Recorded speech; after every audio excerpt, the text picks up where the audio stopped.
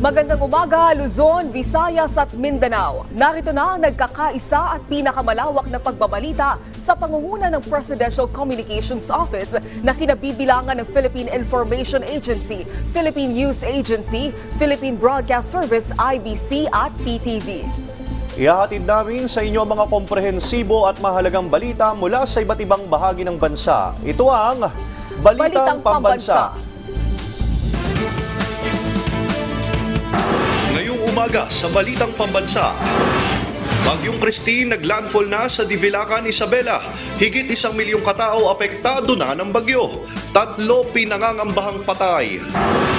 Pangulong Ferdinand R. Marcos Jr. iniutos ang agarang tulong sa mga nasalanta ng Bagyong Christine. Bicol Region agad na pinabibigyan ng tulong. Lagay ng mga dam sa bansa, pinatututukan ni Pangulong Ferdinand R. Marcos Jr. Direktiba ng Pangulo, planuhin ang pagpapalabas ng tubig sa mga dam sa Luzon area para walang mapinsala o malubog sa bahang mga komunidad. Department of Health nag-deploy na ng Health Emergency Response Team sa mga evacuation center sa mga lalawigang naapektuhan ng Bagyong Christine.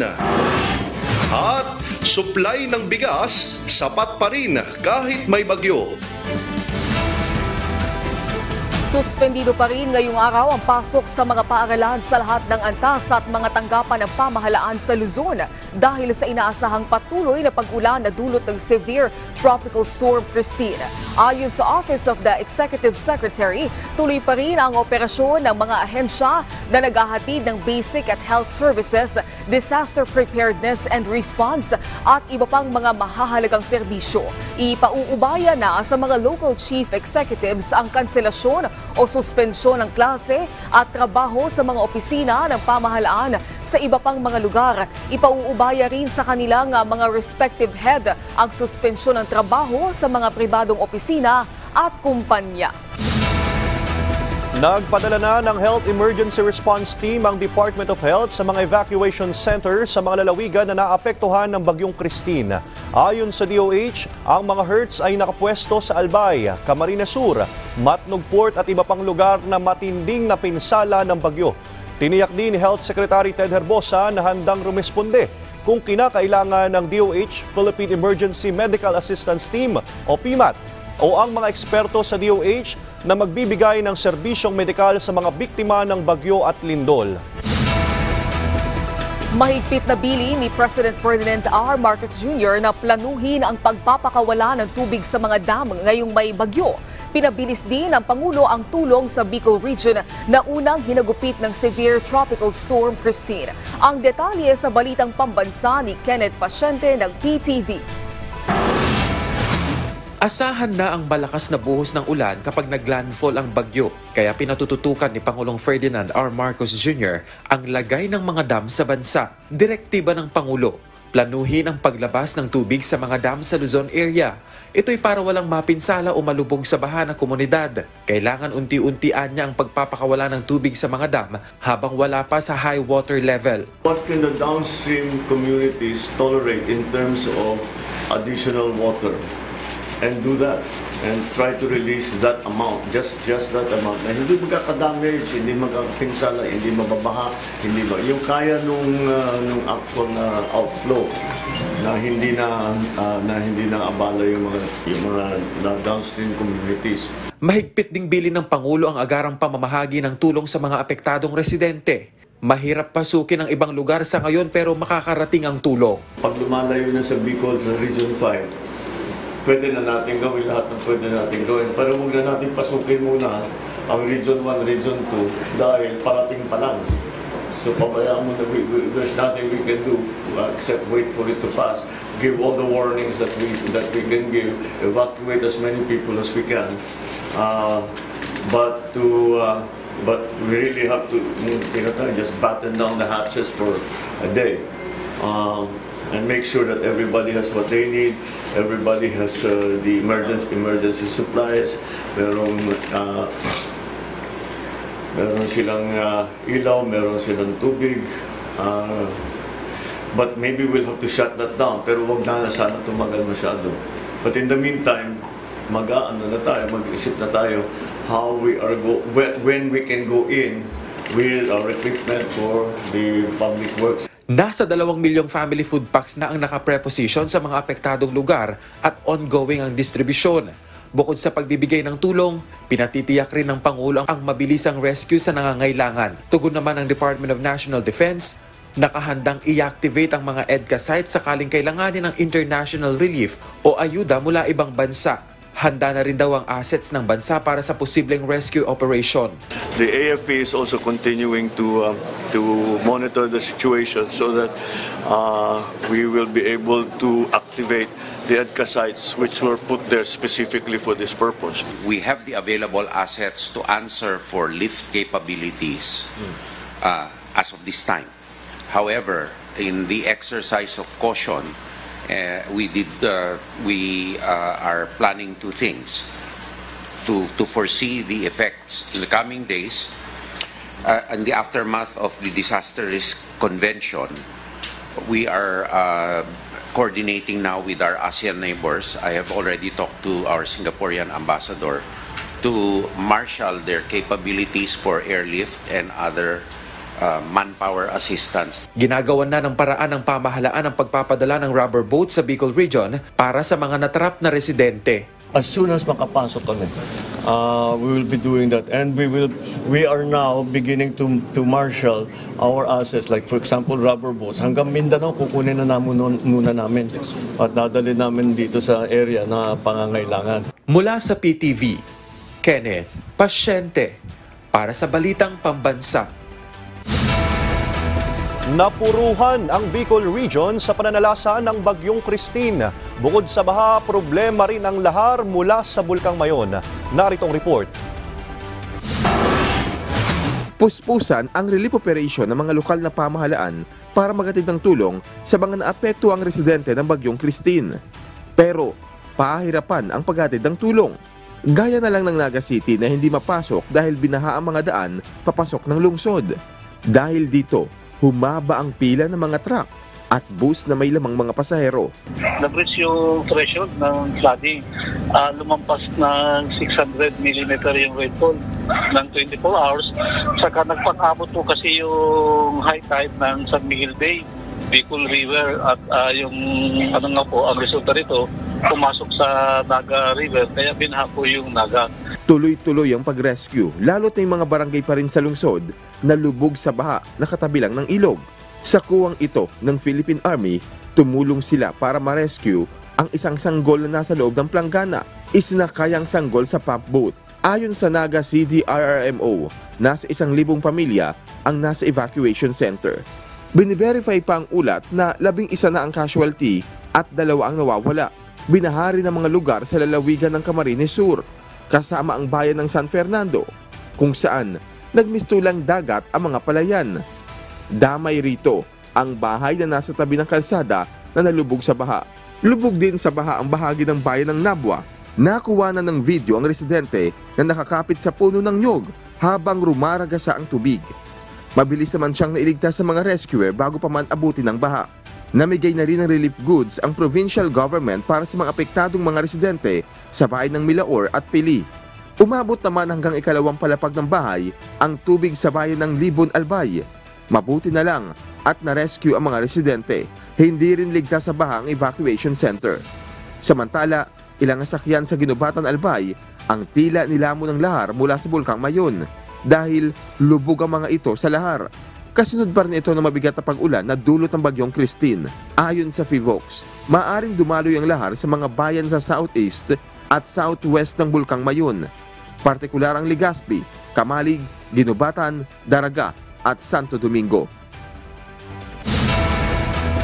Nasa 18 pamilya naman sa Tayabas City sa Quezon ang lumikas na dahil pa rin sa epekto ng Bagyong Christine. Ang food packs at hygiene kits ay pinamimigay ng LGU. Yan ang Balitang Pambansa ni Joshua Miguel Suarez ng Radyo Pilipinas, Lucena.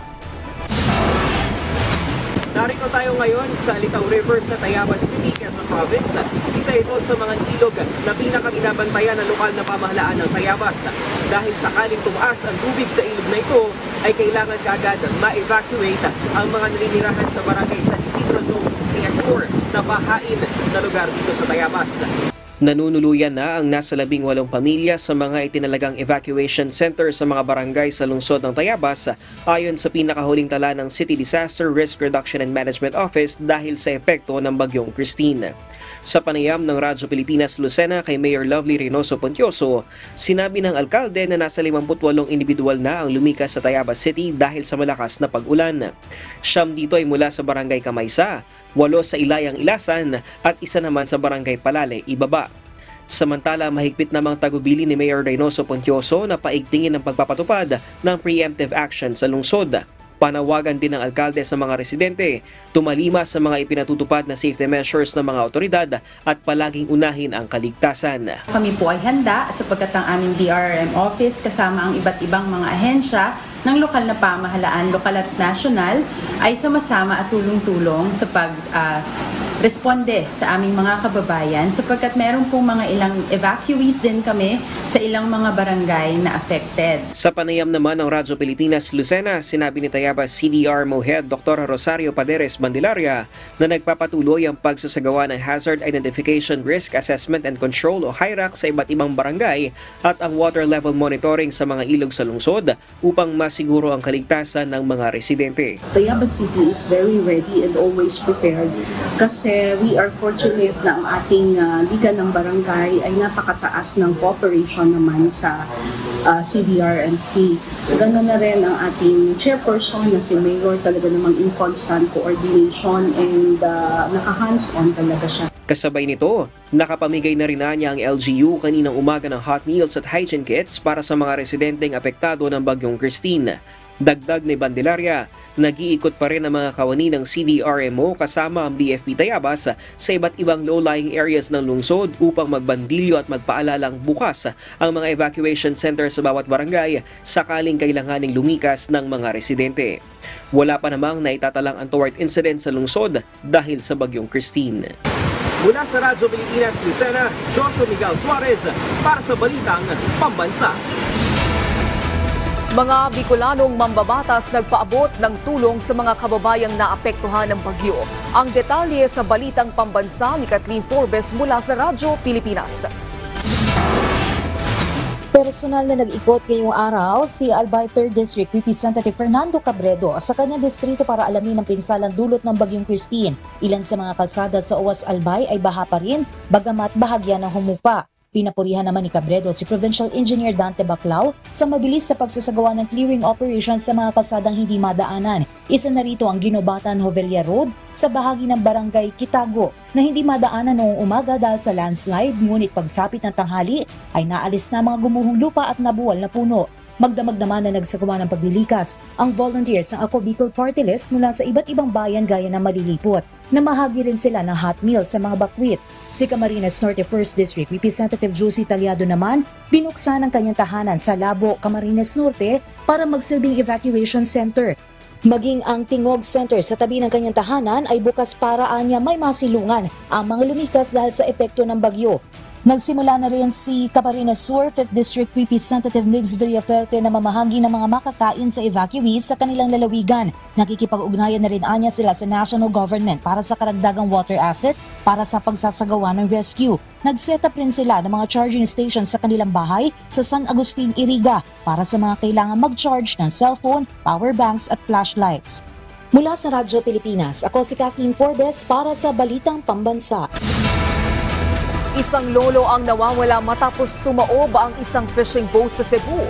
May Balitang Pambansa si Jessie Atienza ng PTV Cebu. Maya't-maya ang bugso ng malakas na hangin sa Metro Cebu. Dahilan para iligpit ang mga tolda sa labas ng Mandaue City Sports Complex. Pero ang tolda ng NBI Cebu District Office napunit na dahil sa lakas ng hampas ng hangin. Ipinasara ang Arlington Pond Street sa Cebu City. Nagbagsakan kasi ang mga debris mula sa ibabaw na bahagi ng isang lumang gusali.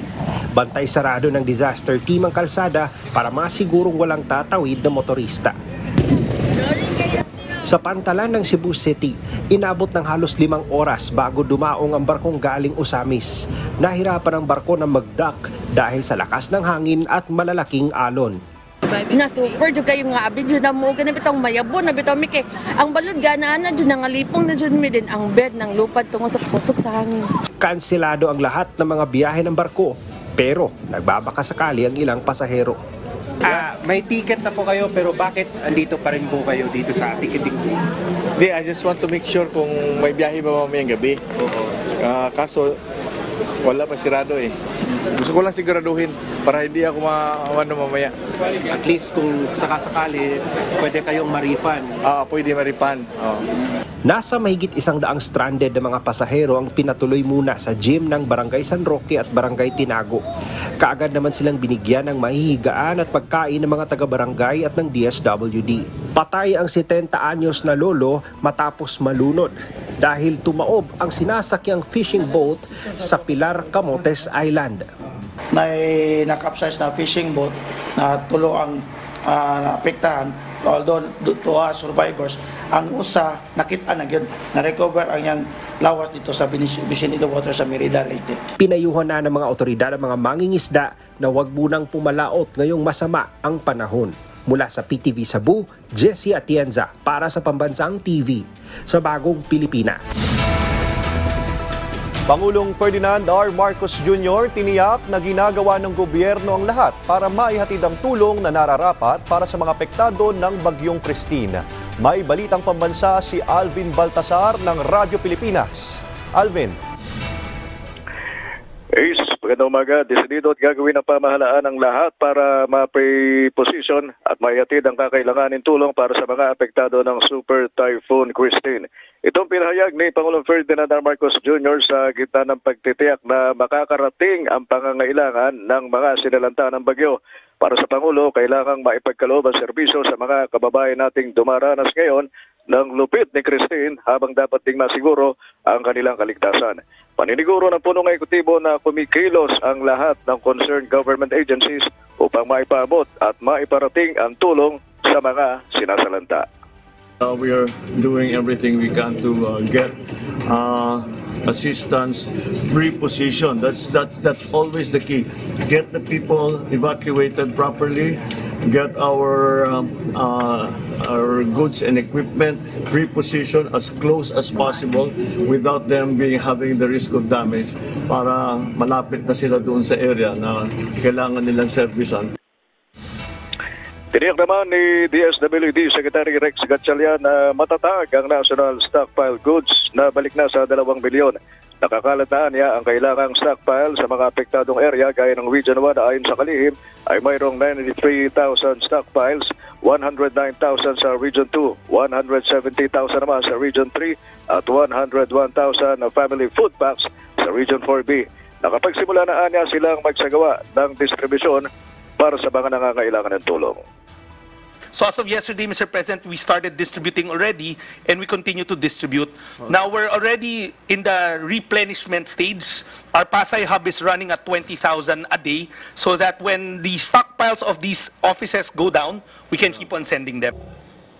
Samantala ay inatasan din ng Pangulo si Secretary Gatchalian na magkaroon ng pakikipag-ugnayan sa MMDA para sa kinakailangang water purifier. Hindi kasi inaalis ng Pangulo na maging kritikal ang sitwasyon sa inuming tubig sa mga apektadong areas ng bagyo.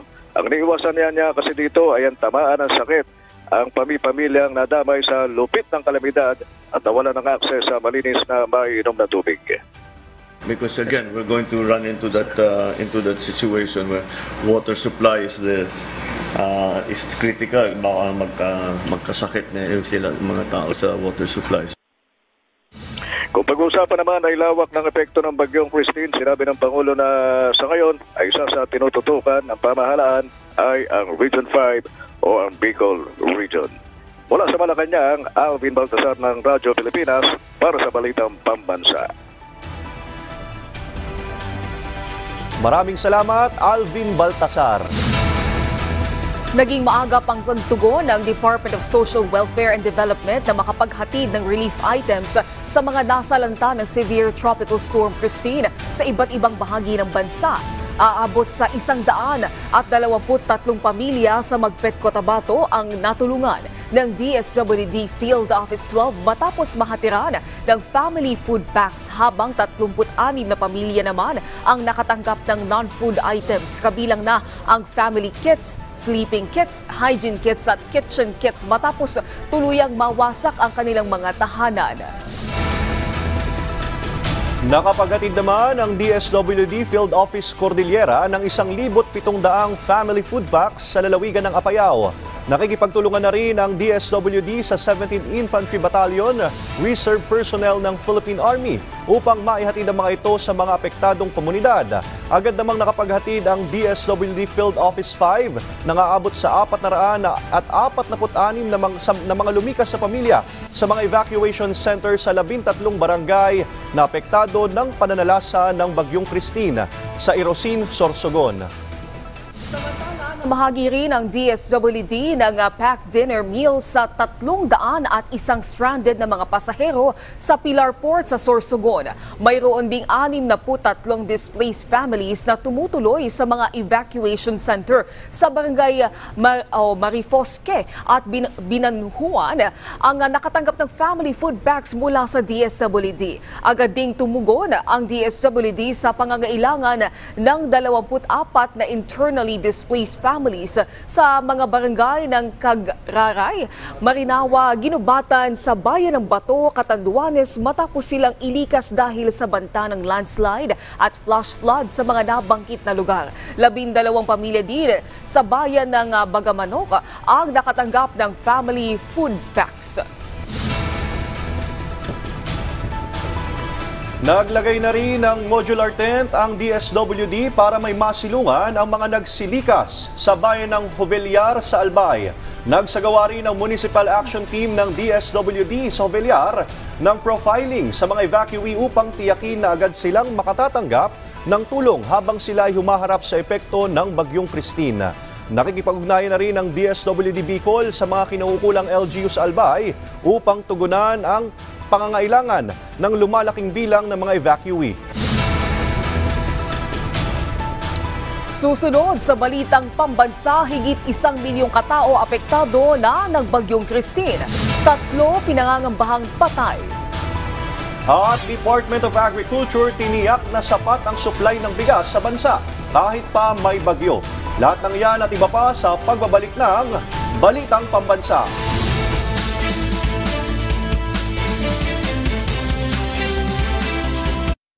PTV Crime Watch, mga paalala laban sa human trafficking. Ang Anti-Trafficking in Persons Act ay batas na ipinasa upang wakasan ang human trafficking sa bansa. Layunin itong protektahan ang mga biktima, lalo na ang mga kababaihan at kabataan.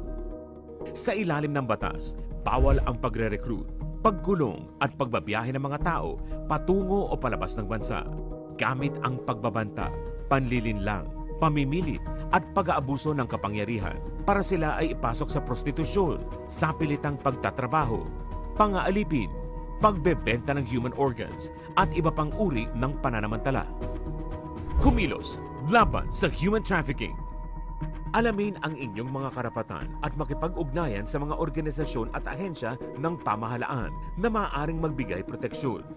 Huwag basta maniwala sa mga nag-aalok ng trabaho, lalo na sa text at social media, at i-report ang anumang gawaing kahinahinala. Sama-sama nating supuin ang problema ng human trafficking.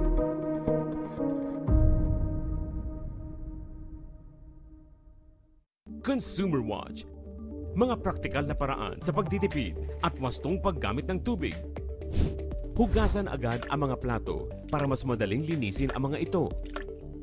Bawasan ang pagdidilig ng mga halaman at gawin lamang ito tuwing madaling araw o sa hapon. I-defrost sa chiller ang mga gagamiting karne at iba pang frozen food para hindi na kailangan gumamit ng tubig. Gamitin ang full load ng washing machine tuwing maglalaba at maglagay lamang ng tamang dami ng sabon o detergent. Iksian ang shower time o pagligo. Kung maaari, gumamit na lamang ng timba at tabo. Gamitin ang pinagbanlawang tubig sa paglalaba, sa pag-flush ng toilet bowl. Malaking tulong din ang tamang paggamit ng dual flush para makatipid ng tubig. Sa mga opisina, maiging i-switch off ang main valve ng tubig kapag wala ng tao. At para malaman kung may tagas ang linya ng tubig na nagdudulot ng malaking aksaya, i-check ang metro sa hating gabi o sa madaling araw kapag wala nang gumagamit. Maging bahagi ng solusyon at sama-sama tayong umaksyon. Dapat laging listo.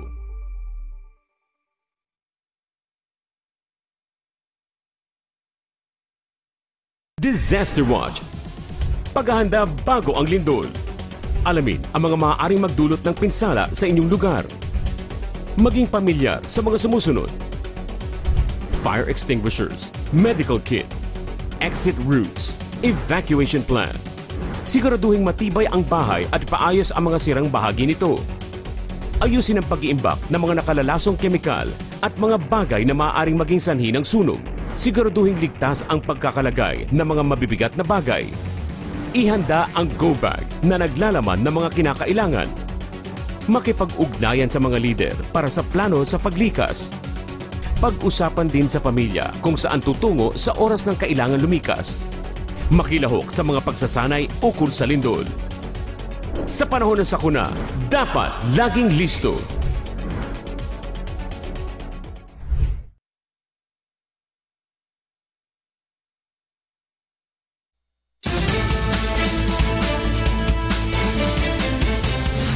Nagbabalik ang Balitang Pambansa.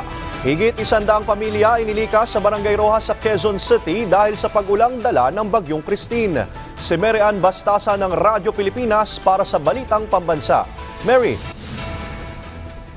8 pansamantala ngayong nananatili sa dalawang evacuation center dito sa Barangay Rojas sa Quezon City ang nasa 114 na pamilya o higit 400 residente na inilikas kasunod ng buhos ng ulang dala ng Bagyong Christine. Isa ito sa mga barangay sa lungsod na madalas binabaha kapag may bagyo. At kanina madaling araw nga nagkasana ng rescue effort sa mga tauhan ng Quezon City Urban Search and Rescue Team sa barangay matapos umabot sa hanggang ulo ang baha sa ilang kabahayan.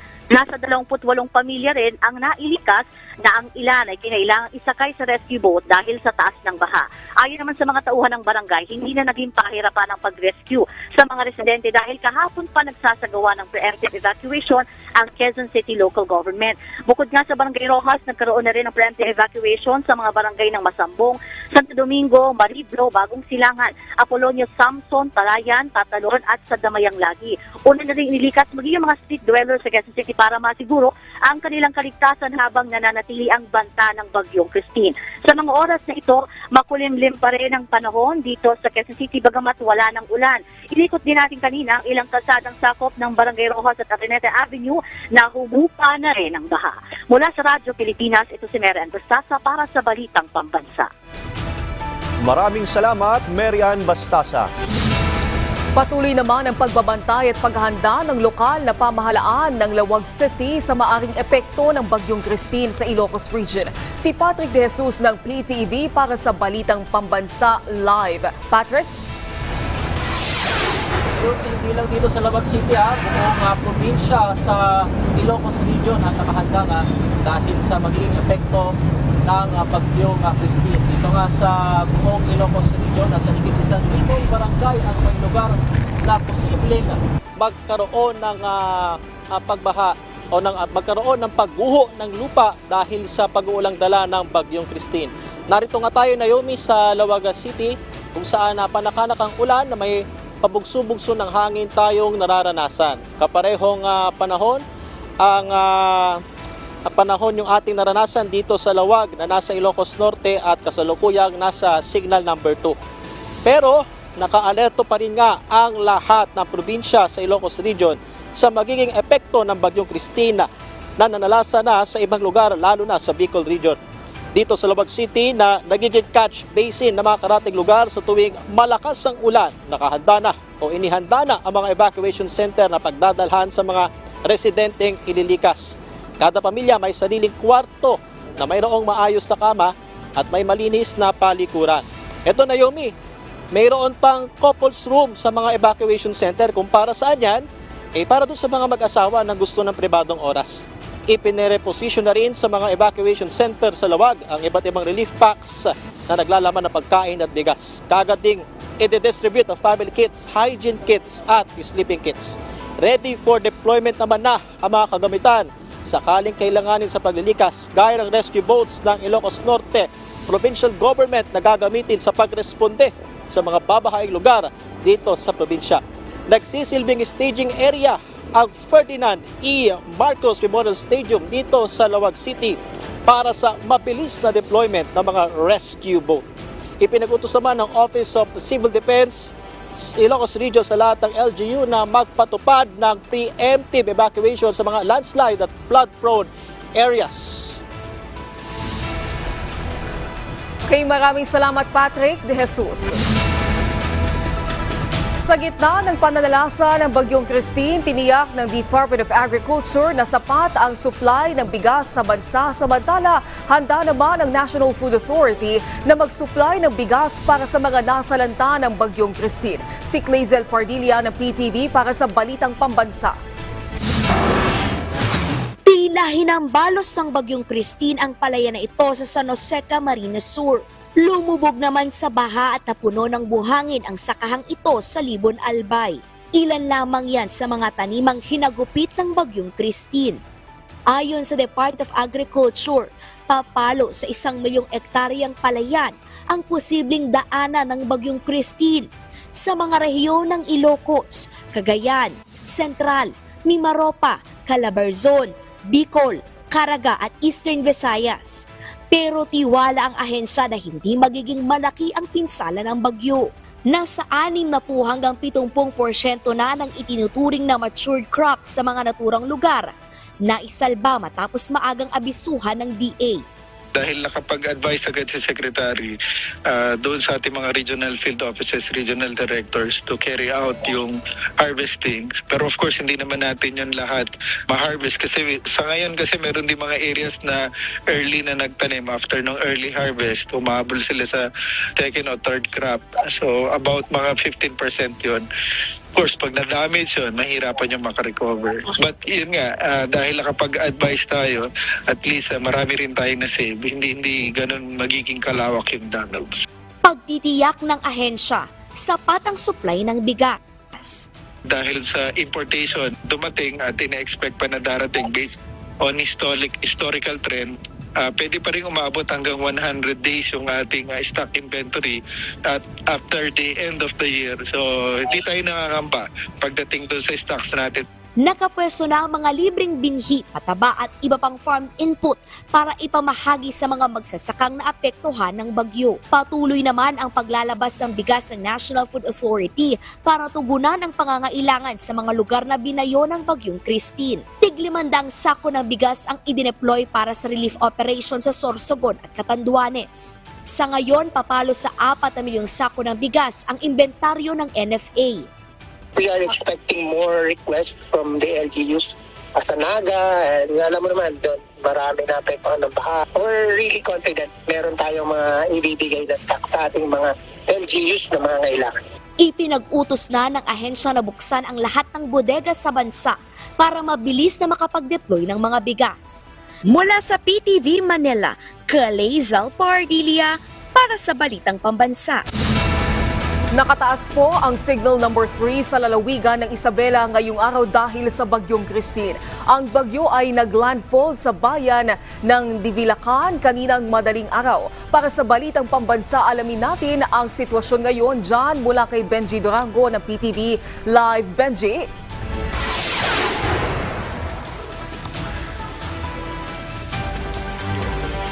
Naomi, maswerte itong mga taga-Etiague, Isabela dahil lumihis ang Bagyong Christine di tulad ng inaasahan nila kagabi. Pero hindi pa rin sila nakaligtas sa hagupit nitong bagyo.